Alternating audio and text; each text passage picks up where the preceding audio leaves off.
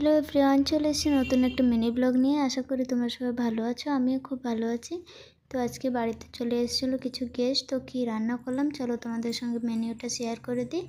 তো প্রথম রান্না করেছিলাম সাদা ভাত, তারপরে দেশি মুরগি রান্না করেছিলাম, দেশি মুরগির পাতলা ঝোল করেছিলাম। তো তারপরে করেছিলাম লাউ শাক চিংড়ি মাছ দিয়ে। এটা আমি পেঁয়াজ রসুন আর জিরা দিয়ে ছুঁকো দিয়ে বসিয়েছিলাম, তারপর নামানোর সময় জিরে বাটা দিয়ে নামিয়েছি। তো রেসিপিটা তোমাদের সঙ্গে শেয়ার করতে পারিনি, কারণ আজকে খুবই তাড়াহুড়ায় রান্না করেছি, ওর জন্য ভিডিওটা করতে পারলাম না। তো ভাবলাম এরকমই শেয়ার করে দিই।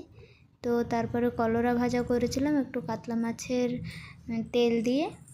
তো তারপরে কাতলা মাছ পাতুরি করেছিলাম, ওই লাউ পাতা দিয়েই করেছিলাম। এর ভিতরে সর্ষে পোস্ত, কালো সর্ষে, সাদা সর্ষে আর কাজু আর কাঁচা লঙ্কা দিয়ে পেস্ট করে এটা করেছিলাম। তো ভিডিওটা কেমন লাগলো জানিও, ভালো লাগলে লাইক শেয়ার অ্যান্ড সাবস্ক্রাইব করো। বাই, আজকের জন্য এতটুকুই, দেখা হচ্ছে নেক্সট ভিডিওতে।